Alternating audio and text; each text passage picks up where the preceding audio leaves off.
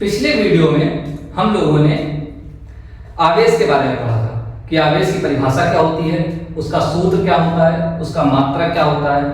ठीक, तो आज हम लोग पढ़ेंगे धारा के बारे में कि धारा किसे कहते हैं, धारा किसे कहते हैं। ठीक, तो धारा किसे कहते हैं, धारा होती है किसी परिपथ में एकांक समय में आवेश के प्रवाह की दर को हम क्या कहते हैं, धारा कहते हैं। क्या है कि किसी परिपथ में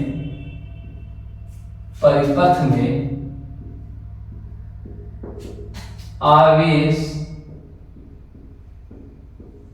के प्रवाह की दर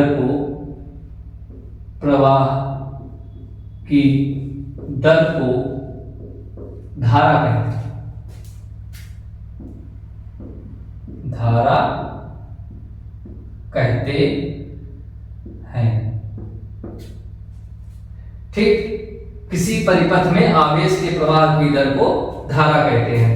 ठीक है, तो अब देखो इसका सूत्र क्या होता है, I बराबर Q बाई टी, I बराबर Q बटे टी। ठीक, तो I क्या है, Q क्या है, T क्या है। I है धारा का मान, I बराबर धारा, Q क्या है, आवेश का मान, आवेश, Q क्या है, आवेश, और T क्या है, समय।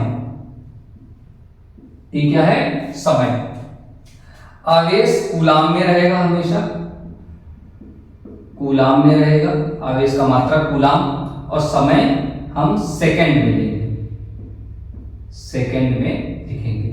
ठीक, और धारा का जो मात्रक होता है, धारा का मात्रक, धारा का मात्रक एम्पियर होता है। क्या होता है, एम्पियर होता है।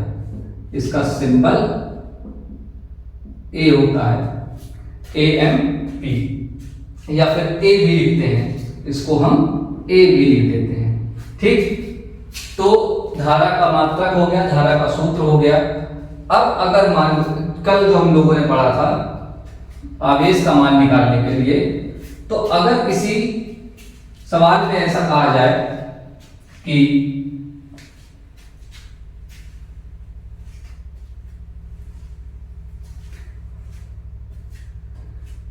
किसी गोले पर किसी गोले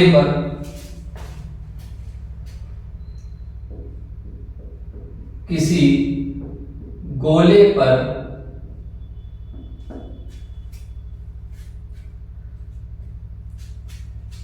10 इलेक्ट्रॉन की अधिकता है तो उस गोले पर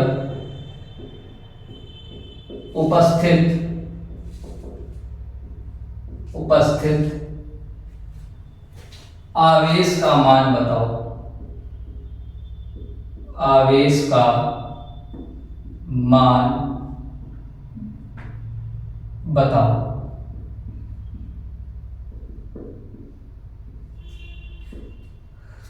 किसी गोले पर, अच्छा गोला है तो आवेश, अगर उसमें इलेक्ट्रॉनों की अधिकता है तो वो आवेशित गोला होगा। किसी गोले पर 10 इलेक्ट्रॉनों की अधिकता है तो उस गोले पर उपस्थित आवेश का मान बताओ। ठीक है, तो इस सवाल को अगर हमें हल करना है तो देखिए यहाँ पर एक चीज दी हुई है, क्या, यहाँ पर दी हुई है इलेक्ट्रॉनों की संख्या, n का मान दे दिया, n बराबर कितना दे दिया, 10। अच्छा, n का कोई मात्रक नहीं होता है, क्यों, क्योंकि n एक संख्या है, इलेक्ट्रॉनों की मात्रा है, इलेक्ट्रॉनों की मात्रा का कोई आवेश थोड़ी ना होगा। ठीक, तो n बराबर 10 हो गया। अब हमको पता है कि E बराबर क्या होता है, 1.6 गुणे 10 की घात माइनस 19 कूलाम, एक इलेक्ट्रॉन का आवेश होता है। और आवेश निकालने के लिए हमको सूत्र पता है, Q बराबर NE, तो हम बस इसमें मान रख दें। ठीक, n का मान रख दे 10, E का मान रख दें 1.6 गुणे 10 की घात माइनस 19। ठीक, गुणा कर दें इनको आपस में, तो गुणा करने पर कितना आएगा, देखो 16 गुणे 10 की घात माइनस 19 कूलम। ये हमारा उत्तर हो जाएगा। ठीक, हमें क्यू का मान मिल गया।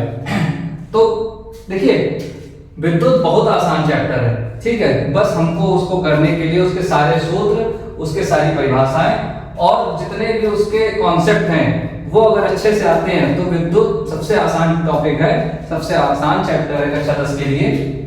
ठीक, केवल क्या होता है कि उसके क्वेश्चन समझ में नहीं आते हैं तभी लोग कर नहीं पाते हैं। अब अगर इसी के साथ साथ इसको मिटा दिया, अगर Q का मान आया था हमारा 16 गुणे 10 की घात माइनस 19 कूलम, ये आया था। ठीक, अब अगर ये कह देता कि ये बताओ कि आवेश की प्रकृति कैसी है, किस प्रकार का आवेश है, उसमें धन आवेश है कि ऋण आवेश है। ठीक है, आवेश का मान तो निकाल लिया हमने, आवेश का मान तो निकाल लिया, पर वो आवेश की प्रकृति का क्या कैसी है। ठीक है, तो हमने कब बताया था, जब पिछला वीडियो हमारा आया था तो उसमें हमने बताया था कि जब इलेक्ट्रॉनों की अधिकता होगी किसी चीज में तो वो कैसा होगा, ऋण आवेशित होगा। तो आवेश की प्रकृति कैसी होगी, ऋण आवेशित, ऋण आवेशित, वो ऋण आवेशित गोला होगा। ठीक, और अगर उसी जगह पे वहां पे इलेक्ट्रॉनों की कमी होती, अगर मान लो ये सवाल ऐसा होता कि किसी गोले पर 10 इलेक्ट्रॉनों की कमी है तो उस गोले पर आवेश का मान बताओ, तो आवेश का मान तो इतना ही आता, पर प्रकृति कैसी हो जाती है उसकी, प्रकृति हो जाती है उसकी धन आवेशित। फिर से बता दे रहे हैं, अगर इलेक्ट्रॉनों की कमी है तो कैसा आवेश होगा, कमी है तो होगा धन आवेश, धन आवेश।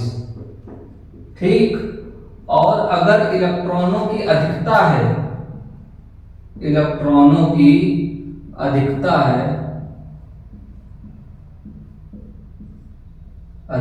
है तो कैसा आवेश होगा, ऋण आवेश, ऋण आवेश। अब एक सवाल हो सकता है, ठीक, कि हमने ये तो बता दिया कि इलेक्ट्रॉनों की कमी है तो धन आवेश होगा, इलेक्ट्रॉनों की अधिकता है तो ऋण आवेश होगा, पर इलेक्ट्रॉनों की कमी और इलेक्ट्रॉनों की अधिकता ये हम किसकी तुलना में बता रहे हैं कि किससे कम है किससे ज्यादा है, ये भी तो पता होना चाहिए। ठीक, तो देखिए किसी भी चीज को अगर हम देखें तो वो 3 चीजों से मिलकर बनी हुई है, क्या, इलेक्ट्रॉन, प्रोटॉन और न्यूट्रॉन, यही 3 चीजें मिलकर सारी चीजें बना रहे हैं। ठीक है, तो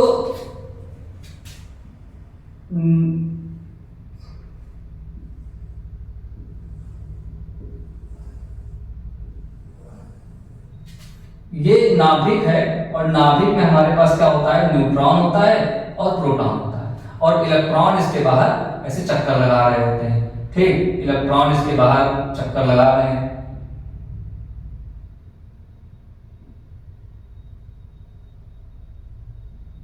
ज्यादा हो गए,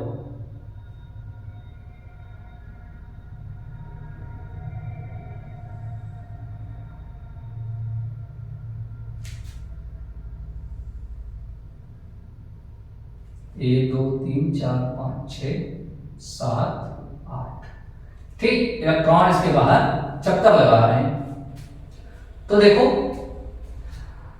अब हमको ये पता है कि अगर कोई चीज उदासीन है, मतलब जितने उसमें इलेक्ट्रॉन उतने ही उसमें प्रोटॉन।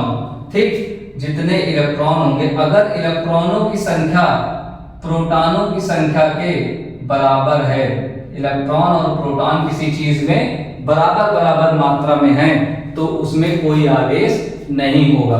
मतलब अगर किसी चीज में 12 इलेक्ट्रॉन है, इसमें हमने 12 बनाए, 1 2 3 4 5 6 7 8 10 बनाए, चलो ठीक है, फिर इसमें हमने 10 बनाए। किसी चीज में अगर 12 इलेक्ट्रॉन है तो 12 रहेंगे, 10 है तो 10 रहेंगे, मतलब जितनी इलेक्ट्रॉनों की संख्या उतनी ही प्रोटॉनों की संख्या। अब मान लो किसी चीज में 10 इलेक्ट्रॉन थे, ठीक, तो 10 वाले तो नहीं गड़बड़ कर सकते हो, ठीक, क्यों, उसकी कहानी अलग है।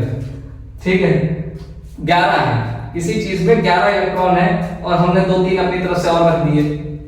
ठीक, तो जब अपनी तरफ से हम रख देंगे तो इलेक्ट्रॉन कैसा होता है, इलेक्ट्रॉन होता है निगेटिव। ठीक है, अब अगर उसमें हमने 2-3 इलेक्ट्रॉन अपनी तरफ से रख दिए तो उसमें अभी तक तो बराबर बराबर मात्रा में थे, जितने ये थे उतने ही ये भी थे, 11 ये थे 11 ये भी थे, तो इसमें कोई आवेश नहीं था। ठीक है, और अगर इसमें हम किसी एक की इसकी संख्या बढ़ा सकते हैं, इसी की संख्या घटा सकते हैं, हम प्रोटॉनों की संख्या के साथ छेड़छाड़ नहीं कर सकते हैं। ठीक है, तो इलेक्ट्रॉनों की संख्या अगर हम बढ़ा दें, 3 इलेक्ट्रॉन बढ़ा दिए, अब जब 3 इलेक्ट्रॉन बढ़ा दिए तो यहाँ पर किसकी संख्या बढ़ गई, ऋणावेश की संख्या बढ़ गई।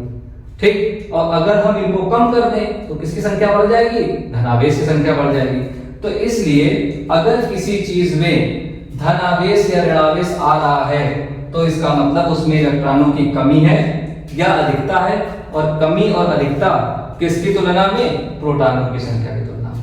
प्रोटॉनों की संख्या की तुलना से इलेक्ट्रॉनों की संख्या अगर कम होगी तो उसमें धनावेश आ जाएगा, और प्रोटॉनों की संख्या की तुलना से अगर इलेक्ट्रॉनों की संख्या ज्यादा होगी तो उसमें ऋणावेश आ जाएगा। ठीक, तो आज के लिए इतना ही रखते हैं, बाकी मिलते हैं हम नेक्स्ट वीडियो में।